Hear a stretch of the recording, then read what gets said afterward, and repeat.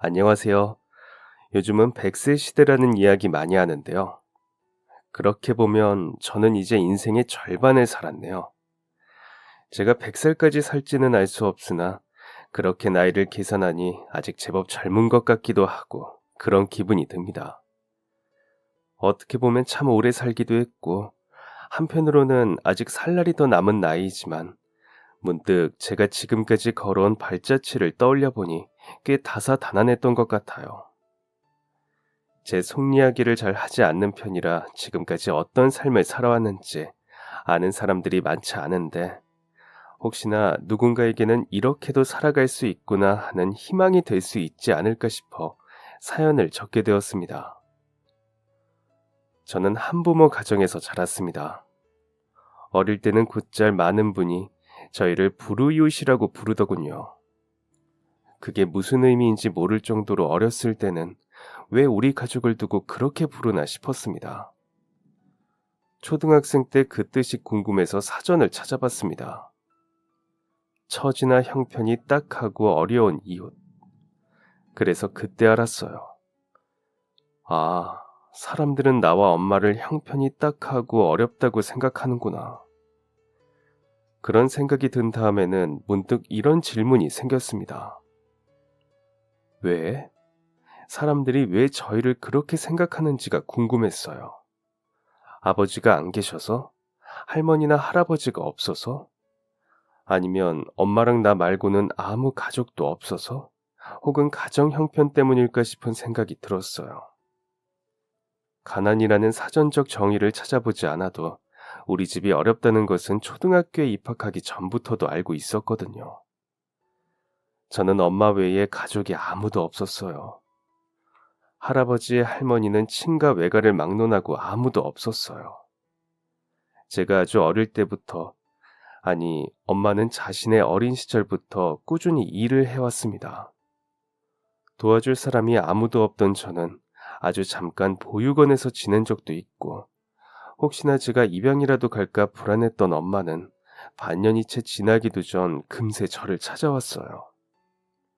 다른 사람들에게 돈을 빌려 겨우 둘이 함께 몸을 누울 수 있는 집을 마련해 저를 데려왔고, 저희는 지하에 냄새나는 아주 좁은 단칸방에서 지냈습니다. 그 후에는 이웃집 아주머니에게 부탁하기도 하고, 동네에 있는 놀이방에 저를 맡기기도 했어요. 요즘은 맞벌이하는 부모들은 어린이집을 이용하기도 하죠. 보육원, 타가소, 작고 냄새나는 지하방. 누군가가 저에게 너희 집은 가난뱅이야 라고 말하지 않아도 어렴풋이 느낄 수 있었습니다. 기억이 아주 어렴풋하기는 하지만 제가 5살쯤 보육원에 맡겨졌을 때 주변의 오빠나 언니들이 저를 골탕 먹이려고 농담을 많이 했어요. 너희 엄마, 너 여기 버리고 간 거야. 이제 다시는 찾으러 안 올걸? 쟤도 아빠가 데리러 온다고 했는데 한 번도 안 왔어. 너 이제 엄마 다시는 못 보는 거야. 너 버려진 거야. 이젠 여기서 평생 우리랑 살아야 해. 아니다. 어쩌면 무서운 할아버지가 데려가서 혼쭐을 낼지도 몰라. 다른 형도 무서운 아저씨네 집에 가서 매일 엄청나게 두들겨 맞다가 다시 여기 왔거든. 솔직히 무서웠습니다. 그런 이야기를 들을 때마다 아니야, 우리 엄마는 그럴 리 없어. 나 꼭 데리러 온다고 했어. 일주일에 한 번 맨날 만나러 온단 말이야 라며 반박을 하기는 했지만 속마음은 그렇게 강하지 못했어요. 어쩌면 그 말이 사실일지도 모른다는 생각이 저를 불안하게 했습니다. 그런데 솔직히 무서운 건 엄마가 나를 여기 버렸다는 생각뿐만이 아니었어요. 물론 처음 보는 낯선 사람들과 익숙하지 않은 환경도 두려웠지만 그것보다 저를 더 겁나게 했던 것은 모르는 누군가에게 입양당할 수도 있다는 생각이었습니다. 언니 오빠들이 겁을 주면서 했던 말이 전혀 거짓이 아니었거든요.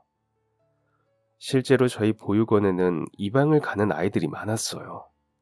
특히 해외로 입양을 가는 친구들도 많았는데 저는 그게 제일 무섭더라고요.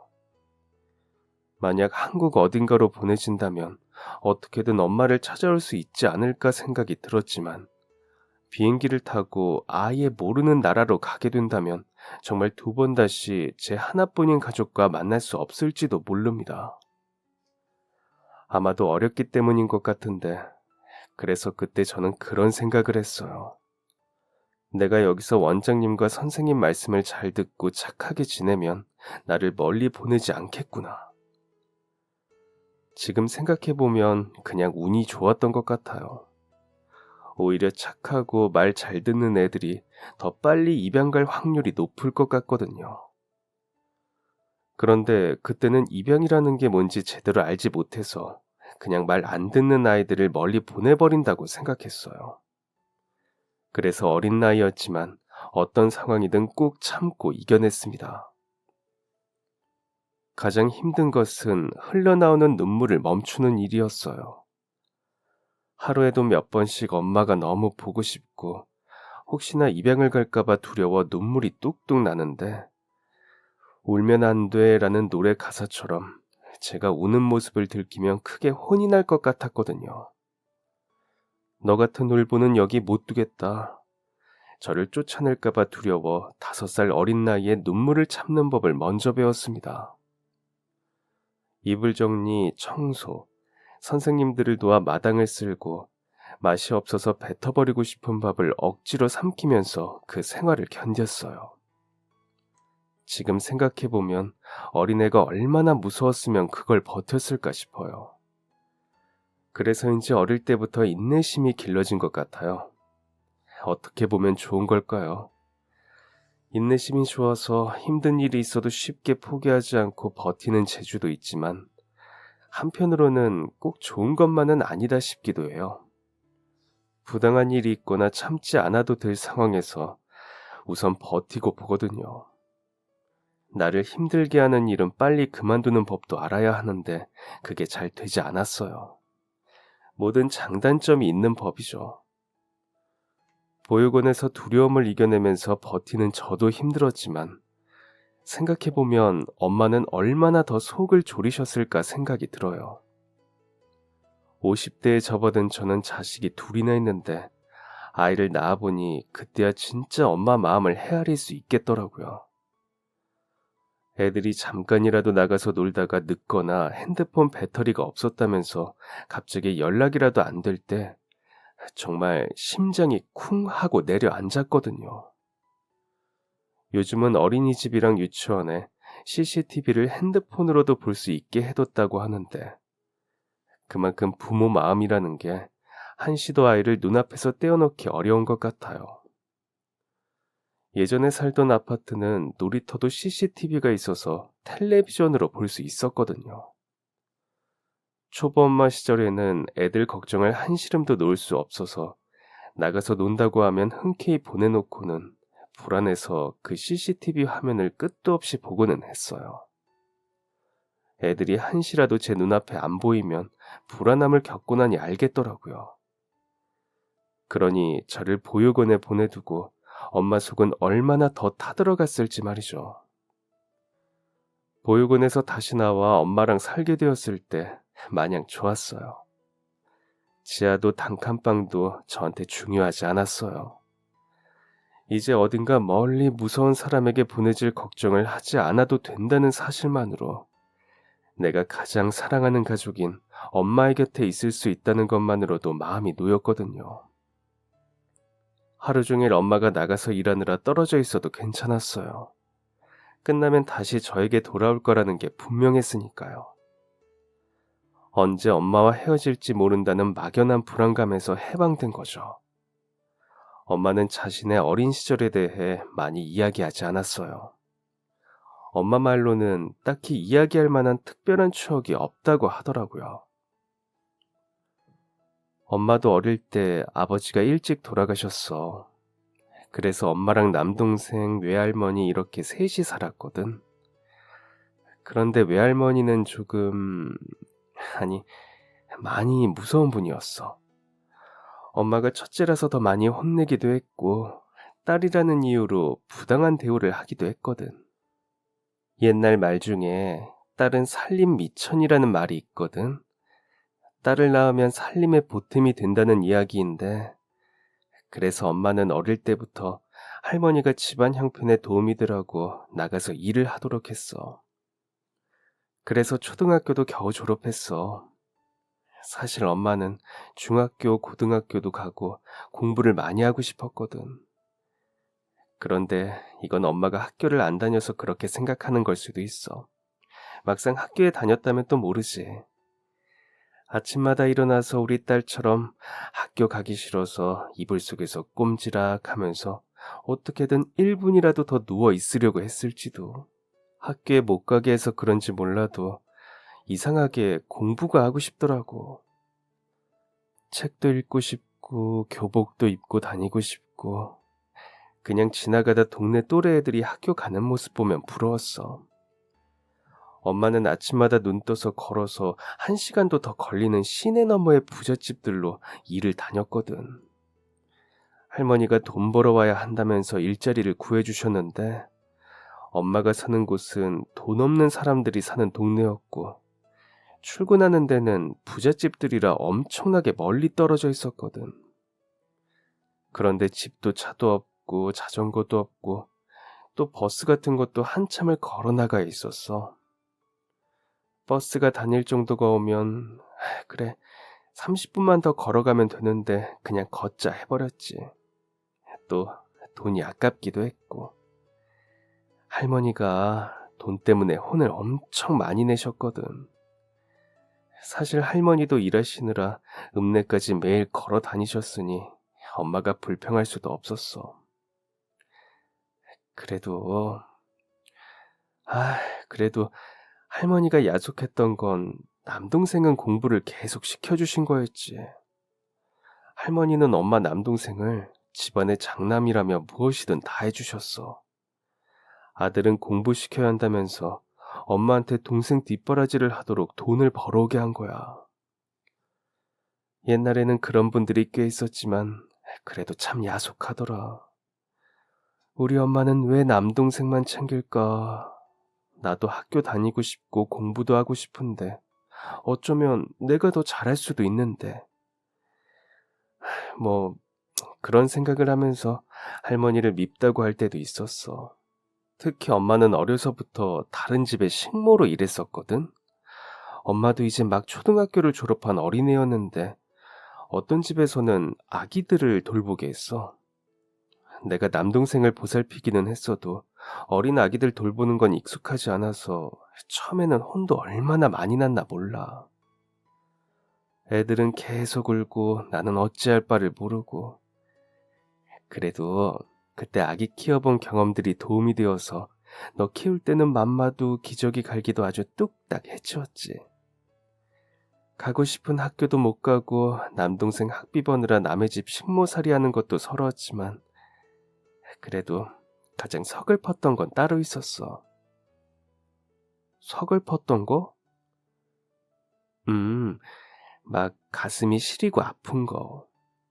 또 마냥 슬프기만 한 그런 기분이야. 엄마가 다른 집에 일을 하러 가면 아기들도 있고 조금 더 큰 애들도 있었어. 나는 우리 엄마한테 잔뜩 구박받고 열심히 일하고 돈 벌어서 집에 가도 따뜻한 눈길 한번 못 봤는데 일하러 가면 그 집 애들은 대우가 달랐어. 사람들이 대우가 다른 것뿐만 아니라 그 집 부모님들이 학교 끝나고 오면 그 자기들 일 마치고 오면 자기 애들을 따뜻하게 안아주고 특별한 날에는 선물이라도 잔뜩 사오는 날이면 엄마 좁은 속이 더 좁아지더라고.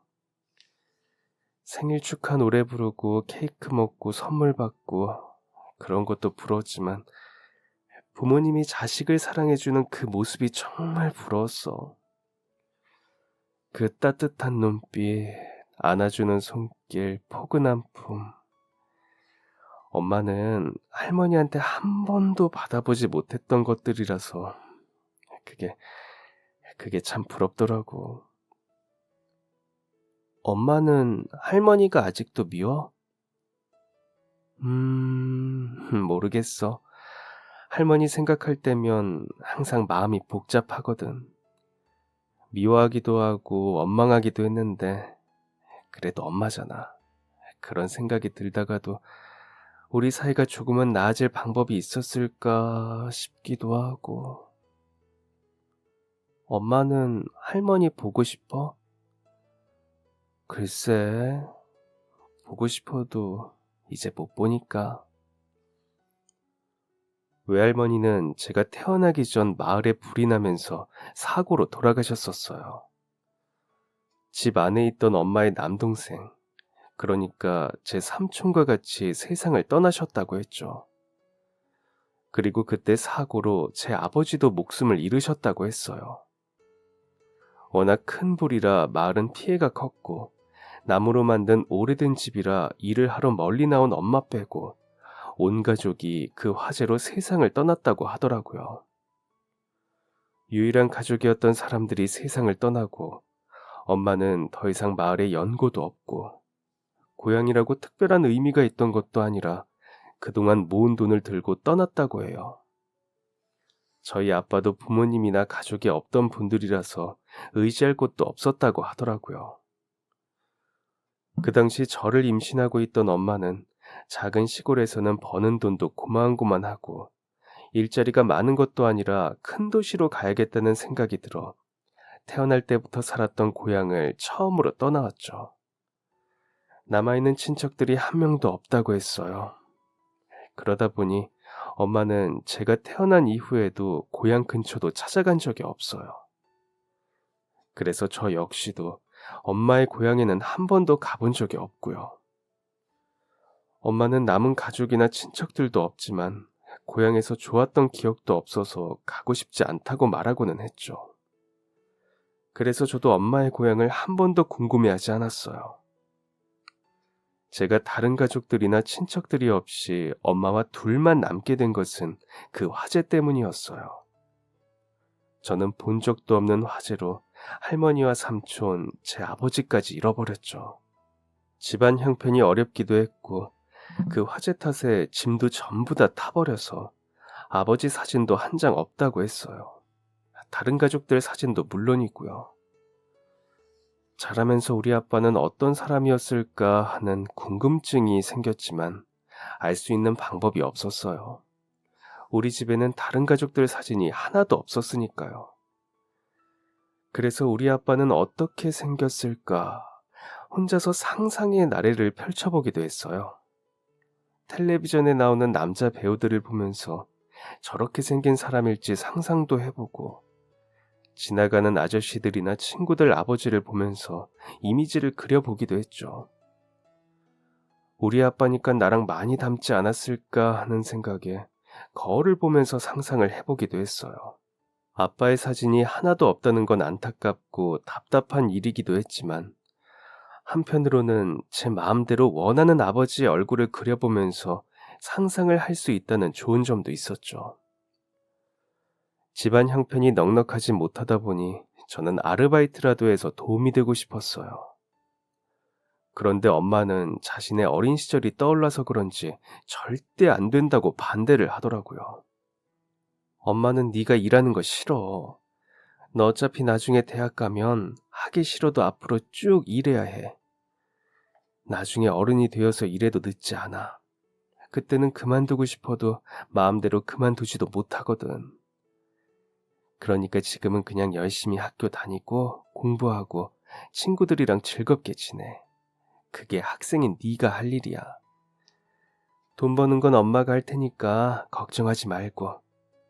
엄마가 돈을 많이 벌지는 못하지만 혼자서 어떻게든 해내볼게. 엄마는 부모니까 열심히 돈 벌고 너 잘 돌볼 거야. 그러니 너도 엄마 딸 학생으로서 공부도 노는 것도 열심히 해. 중학교를 졸업하고 고등학교에 입학하면서 엄마는 선물로 지갑을 하나 사주셨어요. 명품까지는 아니었고 그래도 꽤 이름 있는 브랜드의 카드 지갑이었어요. 앞쪽으로는 투명한 창이 있어서 거기에는 학생증을 넣어 다녔어요.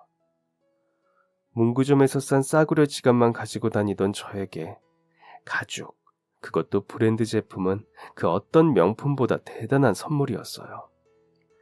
한눈에 봐도 제가 쓰던 지갑의 몇 배는 되는 가격 같아서 저는 신나고 좋으면서도 한편으로는 엄마가 너무 무리해서 구입한 것은 아닐지 걱정이 되더라고요. 혹시 내가 그동안 지갑을 쓰면서 불평을 이야기했거나 불만스러운 얼굴이라도 했던 걸까? 엄마가 왜 이렇게 비싼 선물을 나에게 한 걸까? 이래저래 고민이 참 많았어요. 왜? 마음에 안 들어? 아직 영수증 있어. 다른 디자인이나 색상으로 바꿔도 돼. 아니야. 아주 마음에 들어. 엄청 예쁘고 좋아. 그런데 표정은 전혀 좋은 얼굴이 아닌데? 엄마가 어른이라서 너희 나이 때 애들 보는 디자인이랑 다를 수 있어. 같이 가서 너 마음에 드는 거 다시 고르자. 아니야. 진짜 아주 마음에 들어. 아주 마음에 들긴 한데 이거 비싼 거잖아.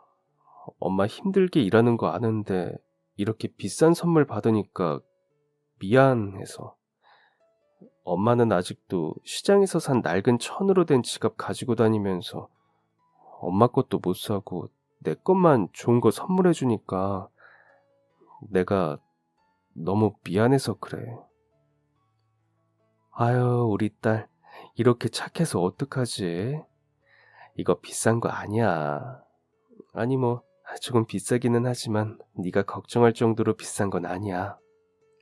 그리고 이제 고등학생인데 언제까지 문구점에서 산 지갑 가지고 다닐 수도 없잖아.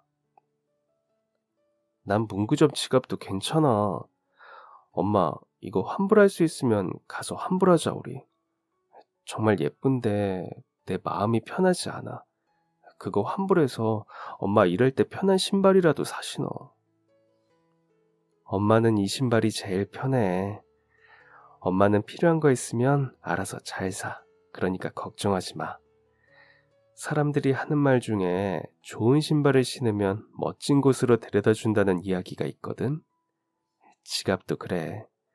좋은 지갑을 가지고 있어야 돈복이 더 들어온다고 하더라. 우리 딸 이제 고등학생이잖아. 멋진 지갑을 가지고 있어야 좋은 대학도 가고 네가 그렇게 바라는 장학금도 받고 그리고 앞으로 돈도 잘 벌 수 있을 것 같아서 엄마가 선물해 준 거야. 물론 엄청 비싼 지갑은 아니기는 하지만 그래도 지금 가지고 있는 것보다는 더 좋은 거니까 예전보다 복 많이 들어오라고 선물하는 거야. 정 부담스러우면 공부 열심히 해서 좋은 대학 가서 나중에 엄마한테 명품 지갑 하나 사줘. 그러면 쌤쌤이지? 아니다. 엄마가 더 이득인가? 엄마는 지갑을 제 손에 쥐어주면서 웃었어요. 하지만 그때는 몰랐습니다. 엄마가 지갑을 선물해준 진짜 이유를 말이죠. 지갑은 그냥 선물하는 거 아니라며 안에는 용돈도 10,000원이나 들어있었어요. 그 돈과 지갑을 보면서 저는 더 열심히 공부해서 꼭 엄마에게 효도해야겠다 결심했죠. 엄마는 공장과 식당에서 일을 하다가 우연한 기회로 굉장한 부잣집의 가정부로 일을 하게 되었어요. 이전보다 보수도 더 좋아졌고 일은 한결 편해졌어요. 일하는 사람들이 여러 명이라 쉬는 날도 생기고 근무 시간도 해가 지면 퇴근을 해서 집으로 왔어요. 전보다 훨씬 좋아진 일자리에 엄마의 얼굴에도 오랜만에 미소가 번졌어요. 같이 일하는 분들이랑도 금방 친해지고 사이가 좋았어요. 특히 엄마랑 같은 나이의 아주머니 한 분이 계셨는데 서로 집에도 가끔 놀러 다닐 만큼 친해져서 이모라고 부르게 됐어요. 그리고 그 집에는 초등학생 딸이 하나 있었는데 이모는 남편이랑 이혼한 후 혼자 자식을 키우면서 살고 있었죠. 두 분 다 남편 없이 자식을 키운다는 점에서 더 통하는 부분이 많았던 것 같아요. 부잣집 가정부로 일한 지도 어느새 1년. 제가 고등학교 2학년인 어느 날, 저는 엄마가 왜 지갑을 선물했는지 알게 됐어요. 제가 중학교를 졸업할 때쯤 엄마는 심하게 아파서 응급실에 간 적이 있었다고 해요.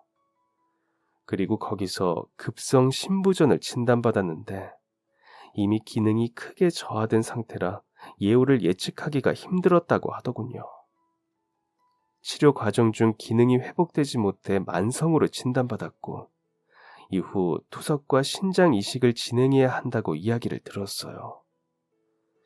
하지만 엄마는 투석과 신장 이식에 들어가는 비용을 보고 망설였다고 하더라고요. 자기 건강을 챙기는 일인데 그걸 왜 망설였는지. 제가 알았더라면 절대 안 된다고 말렸을 거예요. 무조건 치료받으라고, 이식해야 한다고, 병원에서 이야기하는 의사 선생님이 하라는 것은 전부 다 해야 한다고 말이죠. 하지만 엄마는 자신이 치료받는 대신 그 돈을 모아 저를 대학에 보내려고 했어요. 그리고 지갑은 제가 대학에 가는 것을 보지 못할 것 같았던 엄마가 입학 선물로 미리 준 거였죠. 그것도 모르고 저는 이제 엄마도 전보다 돈도 잘 벌고 저도 곧 대학에 가면 둘이 함께 더 행복해지고 편하게 살 수 있을 거라고 헛된 꿈을 꾸면서 하루하루를 보냈어요. 그리고 고등학교의 마지막 학년 봄, 결국 엄마는 세상을 떠났어요.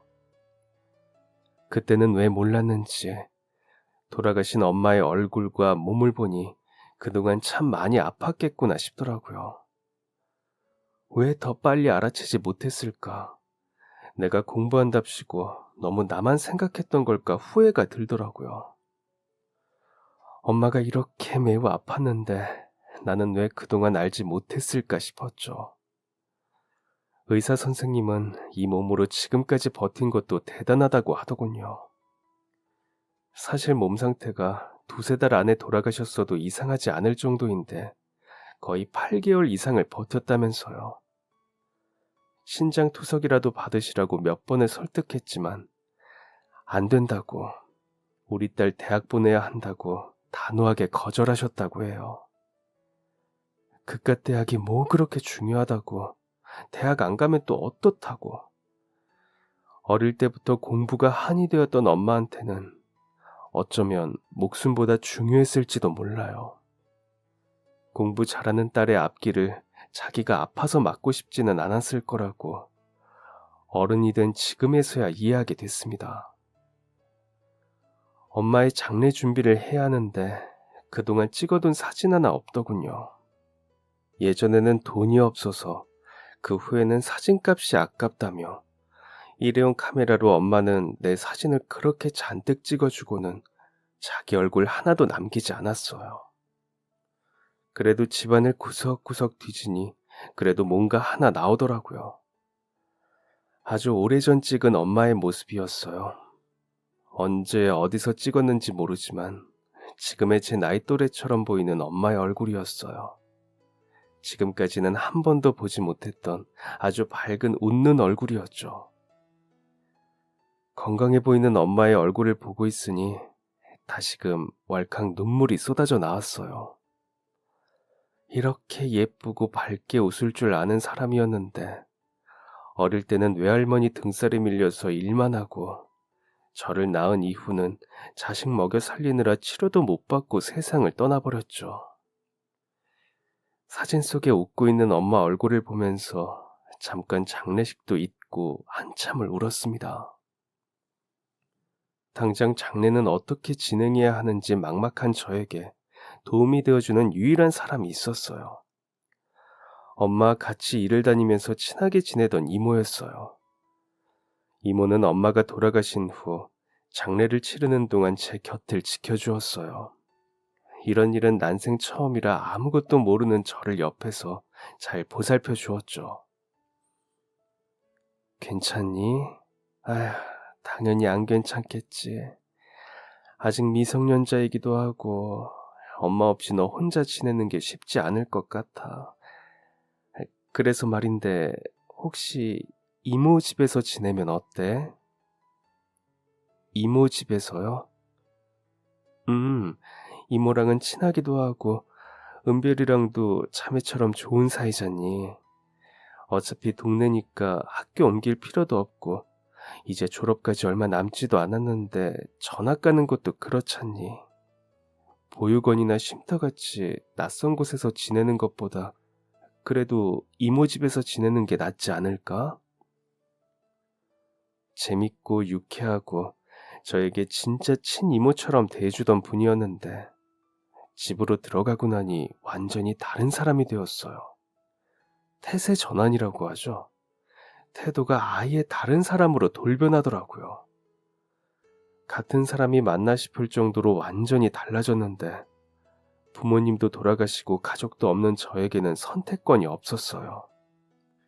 시설에 들어가는 것보다는 이모랑 같이 사는 게 그래도 낫다고 고등학교 졸업까지 조금만 더 버티면 된다고 믿을 수밖에 없었죠. 이모 집에 들어가서 며칠을 지나니 본색이 드러났어요. 저에게 집안일을 시키기 시작하더라고요. 처음에는 제가 얹혀 사는 입장이니 이 정도는 할 수 있지 싶었어요. 하지만 시간이 지날수록 마치 제가 이 집에 가정부로 들어온 것처럼 부려먹기 시작했죠. 그러더니 요구하는 범위가 점점 심해지더라고요. 어떤 날은 이모딸이 아파서 조퇴하게 됐는데 저보고 집에 가서 아이를 보라고 했어요. 제 학교도 조퇴하고 말이죠. 그러더니 자기가 휴가를 쓸 수 없다면서 저를 학교도 못 가게 하고 애를 보게 하더라고요. 시간이 지날수록 바라는 것도 많아졌어요. 입 하나 늘어서 가뜩이나 먹고 살기 빠듯한 집에서 더 어려워졌다면서 네가 지금 공부할 상황이냐고, 나가서 아르바이트라도 해서 제 밥값을 내야 하는 거 아니냐고 하더라고요. 어릴 때 보육원에서 지내면서 눈치를 보고 살아서 그런지 저는 그 말에 아무 대꾸도 못하고 바보처럼 있었어요. 이모가 같이 살자고 데려왔으니 그 정도는 해줘야 하는 거 아니냐고 따졌어야 하는데 그러지 못했죠. 그래도 아는 사람이라고 그 집에서 쫓겨날까봐 저는 학교를 그만두고 아르바이트를 시작했어요. 벌어오는 돈은 다 이모 주머니로 들어갔죠. 이모는 제가 일하는 시간과 시급을 계산해서 100원이라도 비면 바로 저를 혼냈거든요. 그래서 차마 숨길 생각도 하지 못하고 그대로 이모에게 가져다 줬어요.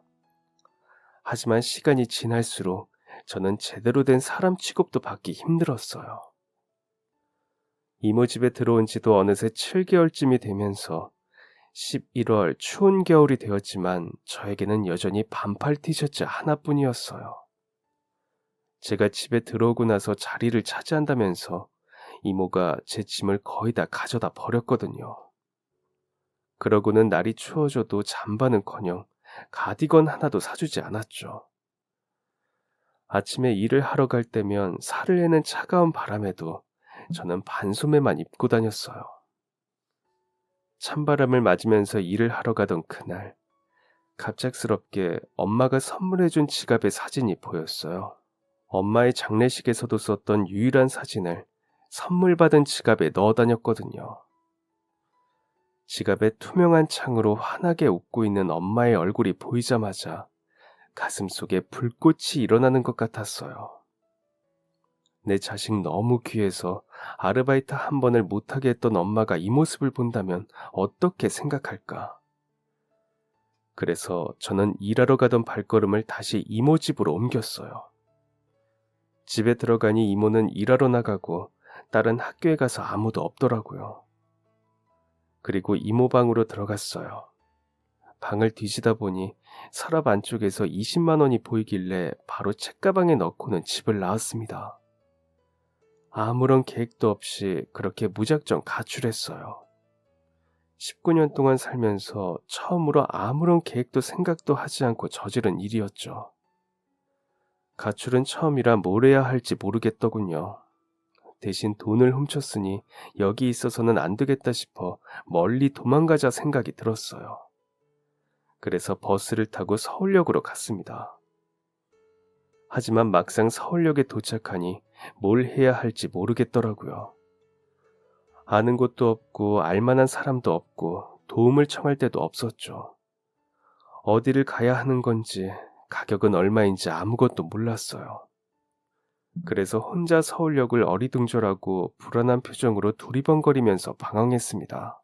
추운 겨울에 여자애가 반팔 하나만 입고 불안한 표정으로 돌아다니니 주변 사람들도 조금 이상하게 보더라고요.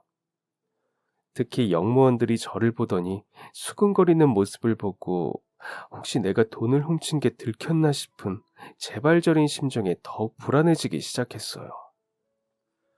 그러더니 잠시 후 경찰이 다가와서는 저를 불러 세우더니 잠시 검문을 하겠다고 하더라고요. 너 집 나왔지?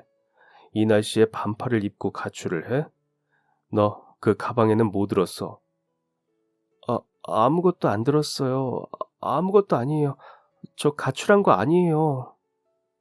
가방을 보물처럼 꼭 껴안고는 불안해하는 표정 때문이었는지 경찰 아저씨는 한 번에 제가 가출했다는 사실을 알아채더군요. 그리고 가방이 뭔가 수상하다는 것도요. 저는 가방 안에 돈이 들어있는 것을 들키면 제가 도둑인 것까지 알려질 것 같아 어떻게든 숨겨야겠다는 생각에 악착같이 잡고 매달렸어요.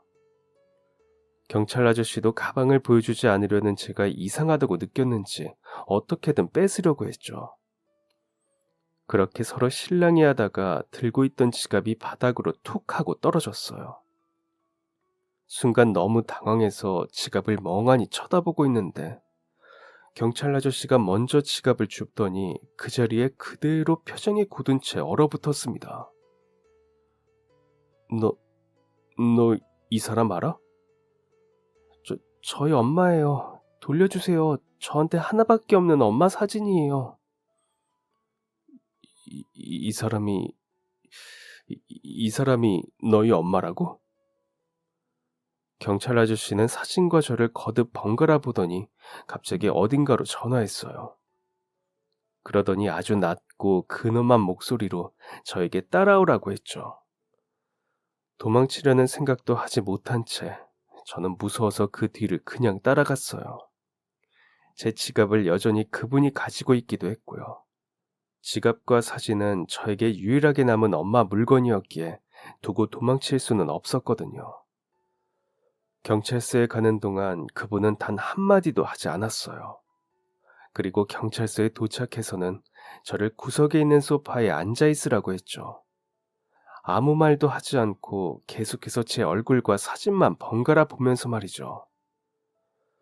그렇게 1시간 정도가 되었을까? 갑자기 검은 양복을 입은 사람들이 경찰서 문을 열고 들어왔어요. 주변을 두리번거리면서 들어온 사람들의 뒤로 어떤 아저씨가 보이더군요. 그 사람을 둘러싸고 들어오는 것을 보니 양복을 입은 분들은 경호원인 것 같았어요.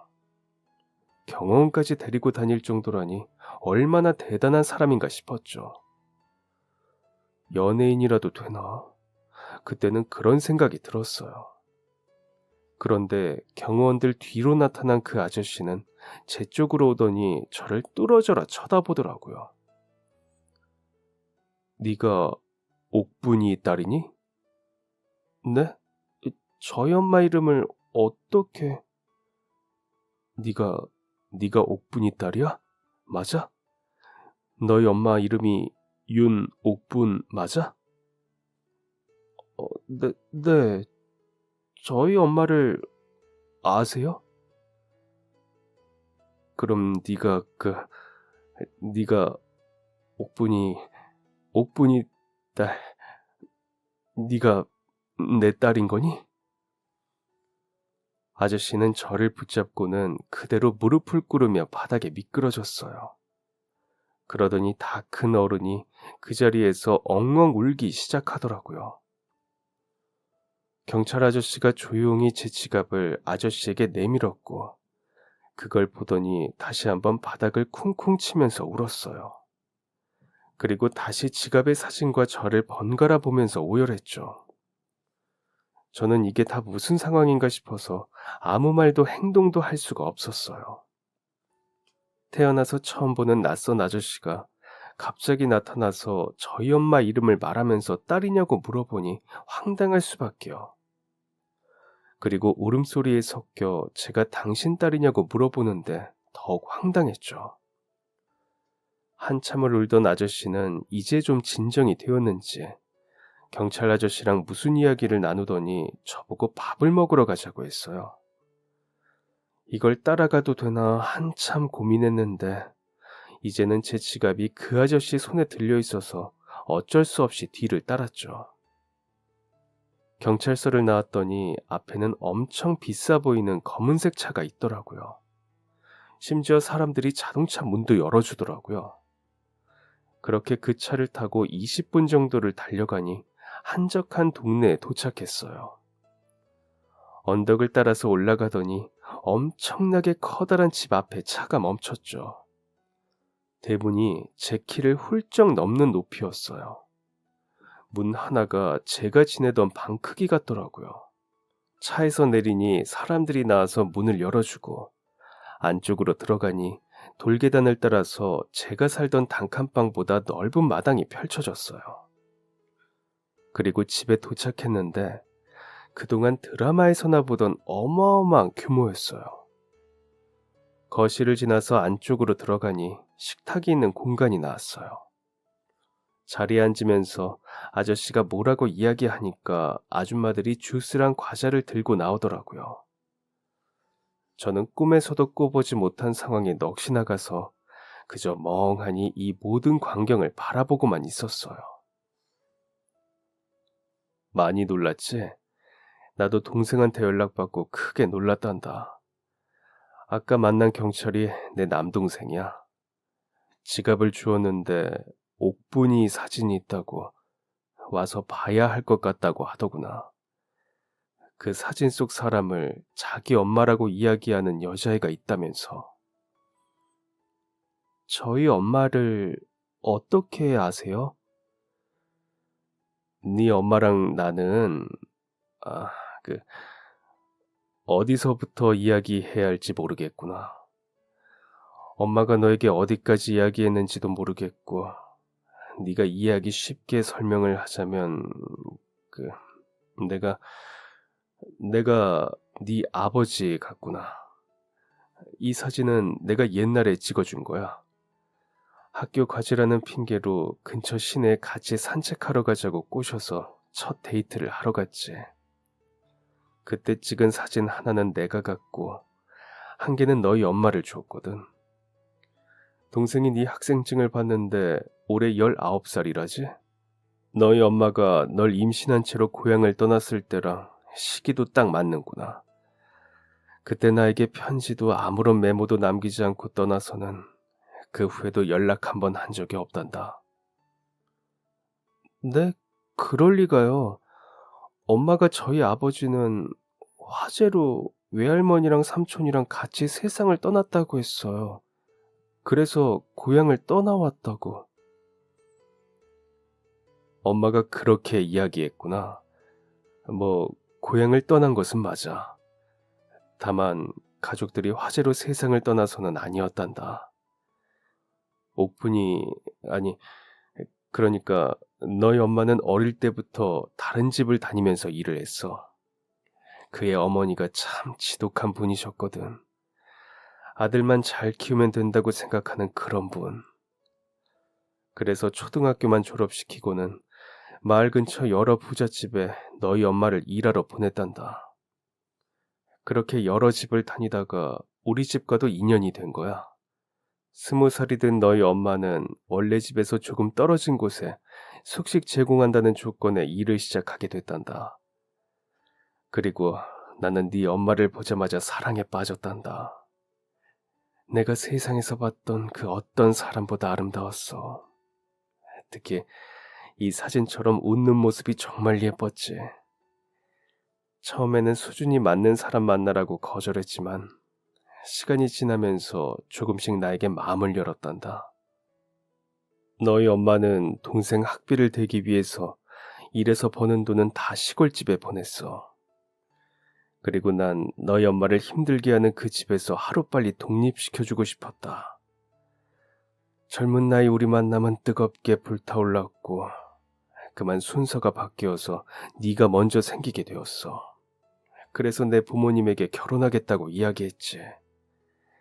하지만 결과는 내 마음 같진 않더구나. 부모님은 아이와 나 둘 중에 하나를 선택하라고 했어. 나랑 결혼을 하겠다고 우긴다면 뱃속의 그 아이는 2번 다시 보지 못하게 될 거라고. 이런 일들이 있었다는 것을 나중에 알게 됐지. 내가 집을 비운 사이 부모님이 그렇게 이야기했던 것을 동생이 나중에 알려주었거든. 그리고 며칠 후 너희 엄마는 감쪽같이 사라졌어. 연락처도 편지도 하나 없고 주변도 어디로 가겠다는 말 한마디 하지 않고는 그렇게 사라졌단다. 그 뒤로 오늘까지 2번 다시 만날 수가 없었지. 엄마의 외가에도 몇 번을 찾아갔지만 그분들도 소식이 뚝 끊어졌다면서 살았는지 죽었는지도 모른다고 하시더구나. 혹시나 해서 몇 번이나 그 집을 찾았지만 하루아침에 증발한 사람처럼 어디에서도 흔적을 찾을 수 없었지. 그동안 제가 아버지와 외가에 대해서 알고 있던 이야기는 전부 사실이 아니었어요. 엄마가 저에게 진실을 숨기기 위해서 지어낸 이야기였습니다. 너무 큰 충격을 받아 아무 말도 할 수 없었어요. 그리고 아버지는 잠시 지갑의 사진을 물끄러미 들여다보더니 조심스럽게 물어봤어요. 그래서 너희 엄마는 지금 어떻게 됐니? 이게 하나밖에 없는 사진이라고 그랬다면서? 네, 우리 집은 계속 어려웠어요. 엄마가 아무리 열심히 일해도 형편이 나아지지 않았어요. 그래서 그냥 굶어 죽지 않을 정도 그렇게 어렵게 살았어요. 그러다가 병에 걸리셨는데 치료하는데 돈이 든다고 그 돈 쓰면 저 대학 못 보낸다고 그래서 치료도 수술도 안 받아서 올해 초에 돌아가셨어요. 어릴 때부터 돈 아깝다고 자기 사진은 한 장도 안 찍어서 엄마 돌아가시고 나서 겨우 찾은 게 그 사진 하나예요. 결국 다시는 만나지 못하게 됐구나. 가능하다면 한 번만이라도 꼭 만나보고 싶었는데 이제 다른 사람이랑 산다고 해도 괜찮다고 그냥 한 번만 만나볼 수 있으면 좋겠다고 그렇게 기다렸는데 없구나. 다른 사람 없었어요. 엄마는 저 태어난 이후에도 쭉 혼자 살았어요. 남자는 누구 만나는 걸 본 적이 없어요. 어쩌면 너희 엄마도 나를 그리워해서 그랬을까? 사실 나도 너희 엄마가 그렇게 떠난 이후 결혼도 안 하고 살았단다. 다른 사람은 눈에 들어오지도 않더구나. 너희 엄마 같은 사람을 2번 다시 만날 수가 없었어. 평생 그 사람만 그리워하면서 지금까지 살았단다. 아빠라는 것을 알았지만 평생 처음 보는 낯선 아저씨였기에 그 후로는 여러 절차가 필요했어요. 아빠의 변호사들이 와서 제가 진짜 친딸이 맞는지 확인하기 위해 친자 검사를 했어요. 검사 결과 친딸로 나오자 다음은 서류 절차가 또 남았더라고요. 갑작스럽게 호적에 없던 애가 딸이라고 튀어나왔으니 당연한 거겠죠. 아빠는 하루라도 빨리 딸을 찾고 싶다고 했고 변호사들이랑 비서분이 빠르게 일 처리를 진행했어요. 그리고 그 과정에서 제가 살던 이모에게도 아버지를 찾았다고 통보했습니다. 알고 보니 이모가 저를 데려갔던 이유가 엄마가 남긴 제 대학 등록금을 가로채기 위해서였어요. 이 사실을 알고 아빠는 크게 화를 내면서 법적으로 처리하겠다고 했지만 그래도 저는 엄마가 살아있을 때 좋은 친구로 지내주고 장례식을 도와주었던 것을 떠올리며 아빠를 말렸습니다. 공부도 꽤 했던 제가 고등학교를 중퇴했다는 사실을 듣고 아빠는 크게 슬퍼했어요. 자기가 조금이라도 일찍 찾았다면 원래 나이대로 수능도 보고 엄마의 꿈이었던 대학도 보냈을 텐데 하면서 미안하다고 또 눈물을 흘렸습니다. 저는 아빠의 도움을 받아 공부도 다시 시작하게 되었습니다. 먼저 검정고시로 고등학교 졸업을 했고 그 다음은 대학 입학을 위해 시험을 준비했어요. 문제집, 볼펜, 샤프, 편안한 의자까지 제가 공부에 필요할 만한 것은 아낌없이 지원을 해주셨습니다. 덕분에 저는 한 차례 재수를 하고 두 번째 만에 연세대학교 경영학과에 합격했어요. 졸업 때까지 아르바이트 한 번 해본 적 없이 풍부한 지원을 받았고 남부럽지 않은 대학 생활을 누렸습니다. 돈 걱정 없이 학교에 다녀본 것은 그때가 처음이었어요. 먹고 싶은 거, 사고 싶은 게 있을 때 고민하지 않을 수 있다는 것이 이런 기분이라는 것을 아빠를 만나고 알게 되었죠.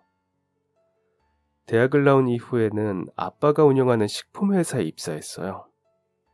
아빠의 집안은 대대로 식품 관련 사업을 하던 곳이었거든요. 대학까지는 크게 지원받았으니 회사 생활은 제 힘으로 하고 싶어서 신입부터 시작했습니다. 남들과 똑같이 면접을 봐서 합격했고 신입사원부터 시작해 천천히 승진을 이어갔어요.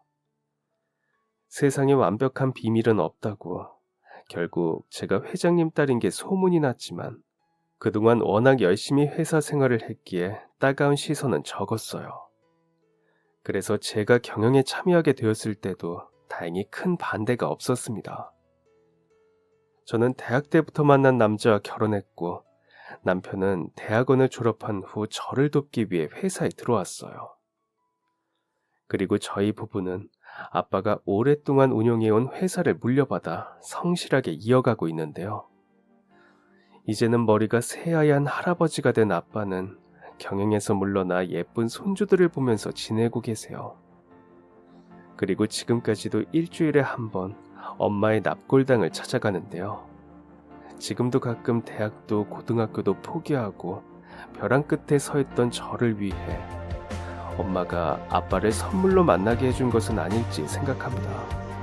그리고 엄마가 바라던 대학에도 들어가고 아빠를 다시 만나 행복하게 살아가는 제 모습을 보면서 부디 하늘에서 웃고 계셨으면 좋겠습니다. 그럼 지금까지 사연 들어주셔서 감사합니다. 사연이 재밌으셨다면 구독과 좋아요 부탁드려요. 감사합니다. 안녕히 계세요.